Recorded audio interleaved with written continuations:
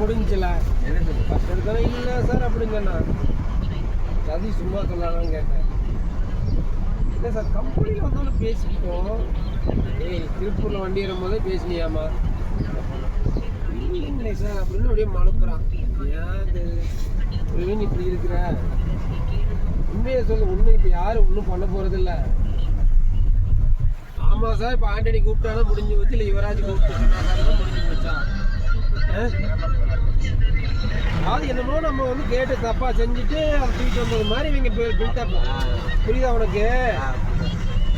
நான் ஒன்றும் தப்பாலாம் நம்ம செய்யலை.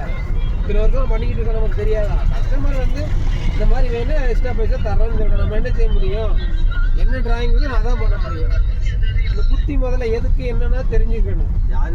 இல்லைன்னா எனக்கு கூப்பிட்டு அப்படி நல்லவன் கம்பெனிக்கு உயர்த்துறவனா இருந்தா உங்கள்கிட்ட சொல்றதை விட என்னென்ன கேட்கணும். சார் என்ன சார் ப்ராப்ளம்? இந்த உழைச்சது சம்மந்தப்பட மாட்டேங்கிறேன்.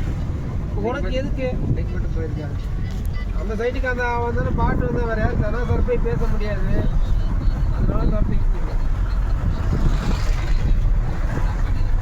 ராம்குமார் சைட் டைம் பார்க்க மாட்டேன், ஒன்றும் பார்க்க மாட்டேன். எங்கேயாவது கொண்டே நம்மளை கப்பலில் கொண்டு நடுநோட கப்பலில் இறக்கி விட்டு நீங்கள் செஞ்சுட்டு வந்தீங்கன்னா வாங்க, இல்லைன்னா அப்போ தான் பணம் வாங்கி தரணும். நம்ம போட்ட வேலையோ எப்படி இருக்கு கொடைக்கானல் பாரு. விதேசி தெரியுதுல ஹனிமூனுங்க தான் இருக்கீங்க.